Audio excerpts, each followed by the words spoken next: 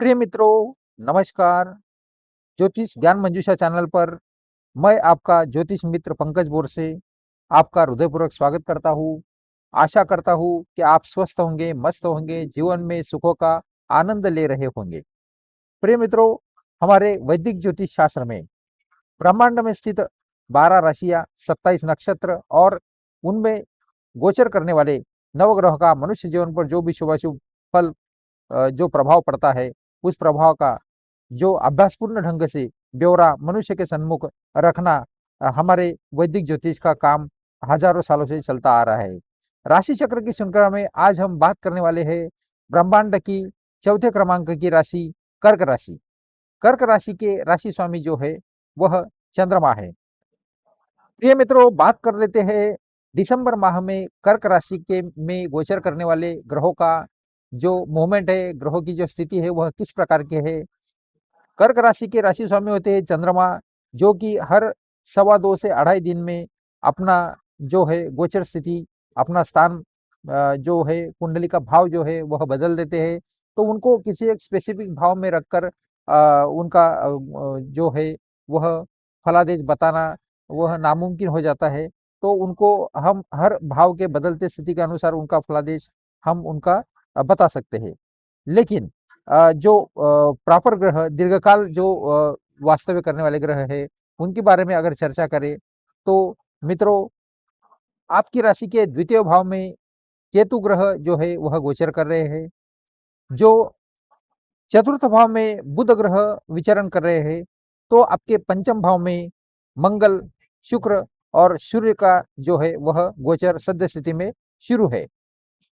7 दिसंबर से मित्रों मंगल ग्रह पंचम भाव से ट्रांसफर लेते हुए वह आपके 6th हाउस में छठे भाव में गोचर कर जाएंगे।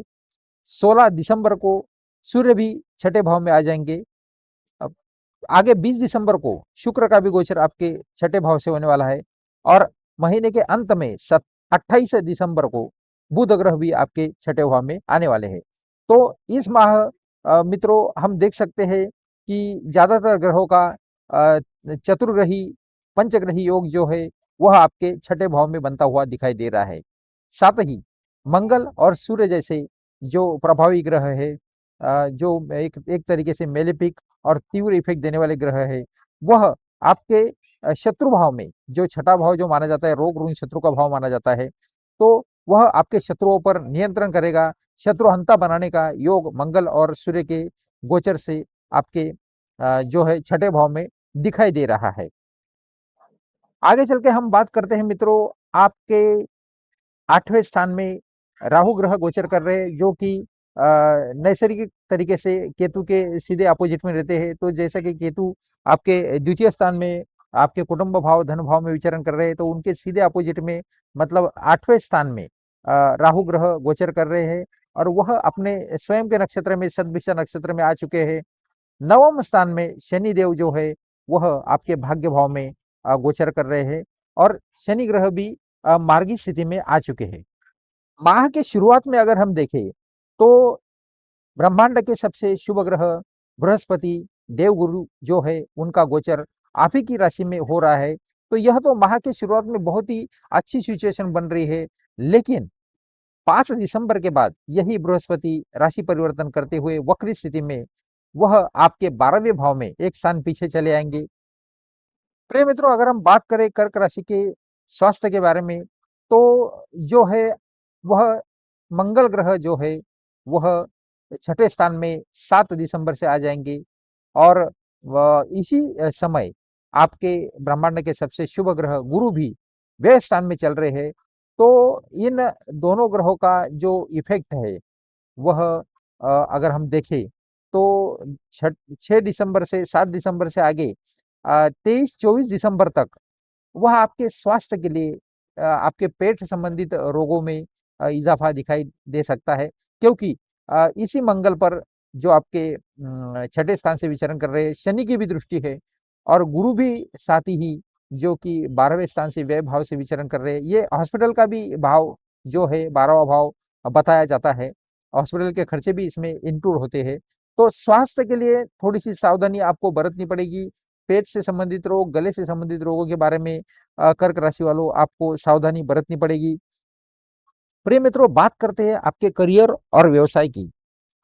तो आपके छठे घर में जो कि पंचग्रही और चतुर्ग्रही योग जो बन रहे हैं, इस योग से आपके दशम स्थान पर जो है वह अनायास ही प्रभाव पड़ता हुआ दिखाई दे रहा है। तो जैसे कि शत्रु, रोग, ऋण के भाव में जब इन ग्रहों की जो ग्रहों का इजाफा होते हुए दिखाई दे रहा है, तो भले ही शुभ ग्रह यहाँ विचरण करते हैं, लेकिन शुभ ग्रह जब मेलेफिक भाव से विचरण कर रहे हो तो उतना अच्छा प्रभाव या फिर उन वो लगभग मतलब प्रभावहीन जैसे उनका वर्तन दिखाई देने लगता है। तो इस बात का प्रभाव जो आपके कार्य भाव पर, कार्यस्थल के भाव पर 10th हाउस पर जब होगा, तो कार्यस्थल पर आपके शत्रुओं में इजाफा होते हुए दिखाई दे रहा है, विरोधक बढ़ेंगे आपके। और 7 दिसंबर से मंगल के परिवर्तन से आप आपके कार्य क्षेत्र में कुछ आक्रामक बर्ताव करते हुए या फिर आपका जो नेचर है वह एग्रेसिव बनते हुए दिखाई दे रहा है।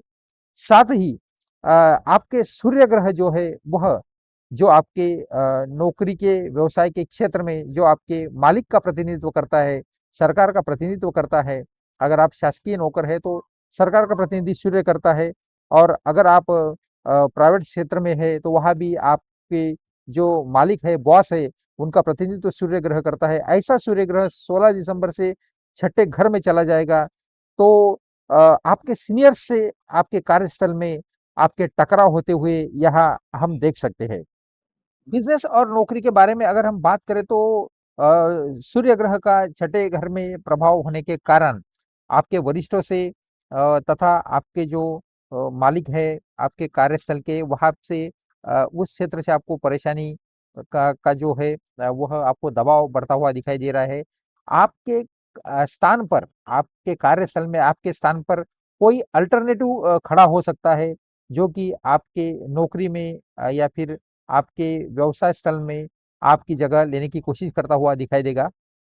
बात करते हैं प्रिय मित्रों आपके आर्थिक जो स्थिति की, तो 5 दिसंबर से जब बृहस्पति जैसे सबसे शुभ ग्रह व्यय भाव में आ जाएंगे, तो अनायास ही आपके खर्चों में बढ़ोतरी होते हुए दिखाई दे रही है मित्रों।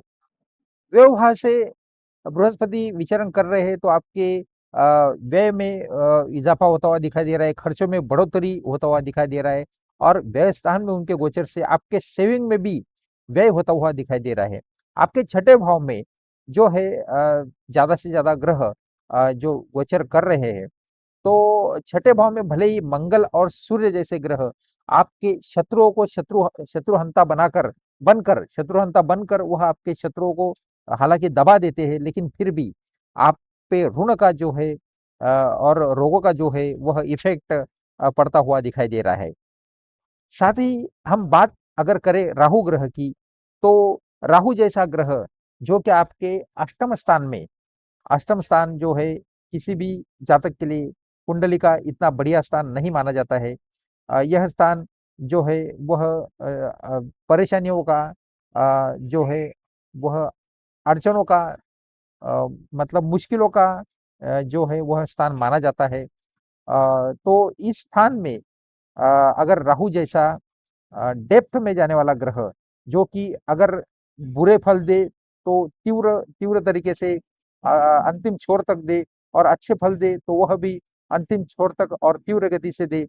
ऐसे जो ग्रह है, मेलेफिक ग्रह है, वह जब 8वें स्थान में आके बैठ जाते हैं, तो हो सकता है कि अगर शनि जैसे ग्रह है, अगर आपको शनि की दशा महादशा चल रही है, तो और वह अगर अच्छे ढंग से विचरण कर रहे हैं, उनका अगर अच्छा परिणाम आपकी कुंडली में, जन्म कुंडली में, आपके लग्न कुंडली में अगर शनि का दशा महादशा चल रहा हो या फिर राहु की दशा महादशा चल रही हो, तो राहु ग्रह जो है वह शनि का ही एक छायात्मक प्रतिरूप माना जाता है। तो अगर शनि ग्रह की स्थिति अच्छी है, तो हो सकता है कि राहु आपको अष्टम स्थान में, यह अचानक घटने वाली घटनाओं का जो है वह भाव है अष्टम स्थान।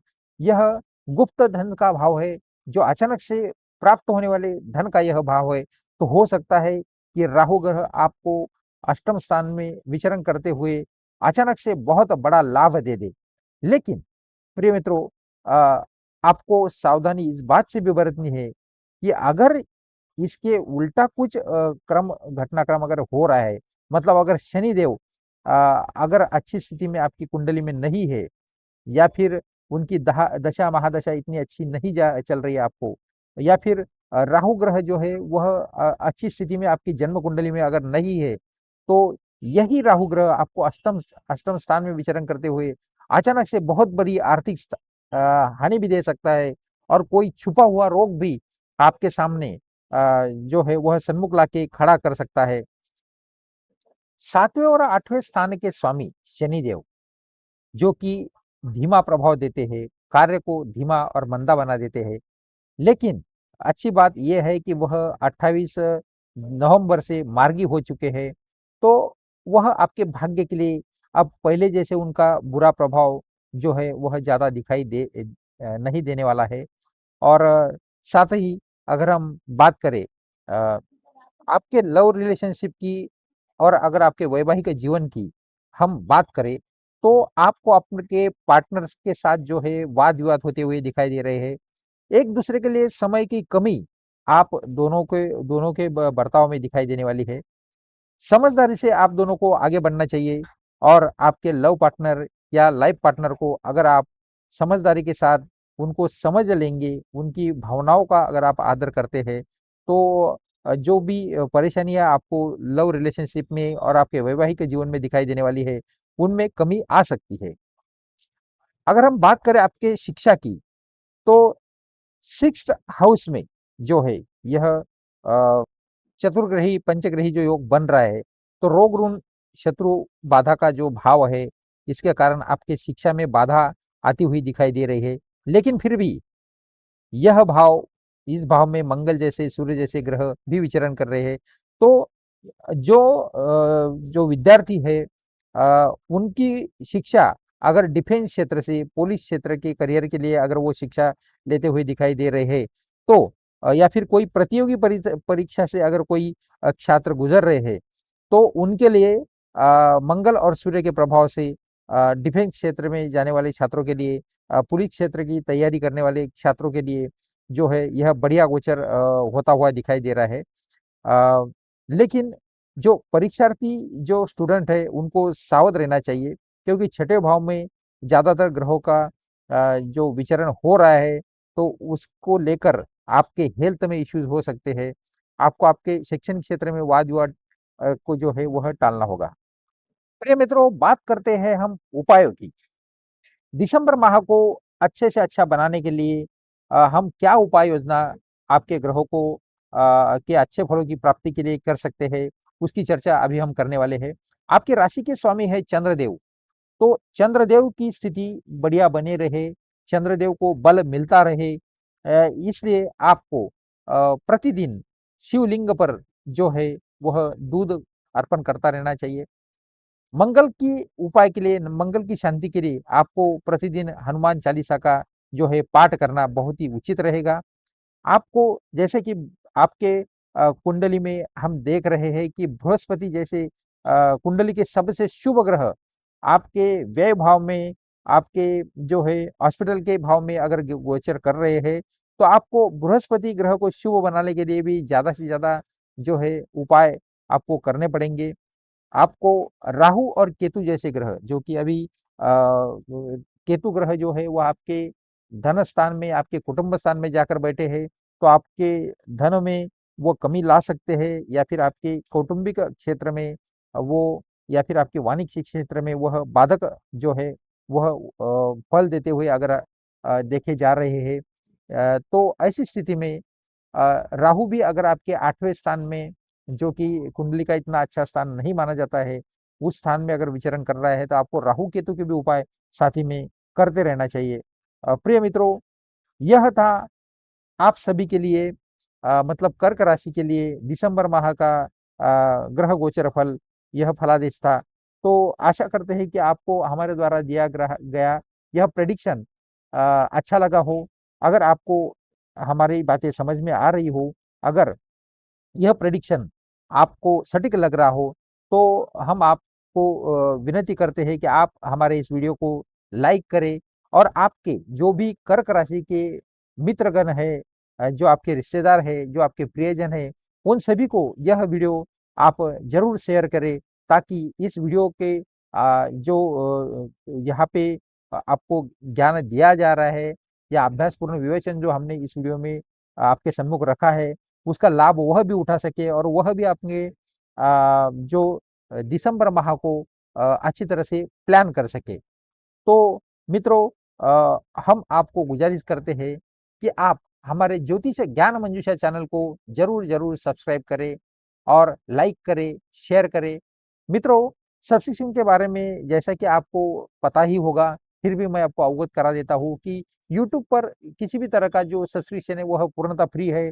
किसी भी चैनल को सब्सक्राइब करने के लिए यूट्यूब आपसे कोई चार्ज नहीं लेता है। हर तरीके का सब्सक्रिप्शन फ्री है। तो आप हमारे ज्योतिष ज्ञान मंजूषा चैनल को जरूर सब्सक्राइब करें। सब्सक्रिप्शन करने के बाद आपको लाभ यह होगा कि आप हमारे चैनल से सीधे जुड़ जाओगे। हमारे इस चैनल पर हम सभी राशियों को के लिए और सभी राशि के जातकों के लिए दैनिक राशिफल, साप्ताहिक राशिफल, मासिक राशिफल, वार्षिक राशिफल के जो वीडियोस है वह समय-समय पर अपलोड करते रहते हैं। तो आपको ज्ञानवर्धक वीडियोस का लाभ आपको अगर आप लेते रहना चाहते हैं, तो आपको ज़रूर ही हमारे इस चैनल को सब्सक्राइब करना चाहिए। साथ ही घंटी वाला जो बेल आइकॉन है वह भी आप दबा दें, तो आपको हमारे चैनल पर समय-समय पर अपलोड होने वाले सभी वीडियोस का नोटिफ़िकेशन मिलता रहेगा।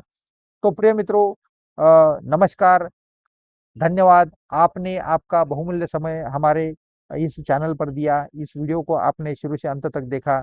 हम आपके बहुत-बहुत आभारी हैं। आपका दिन शुभ हो।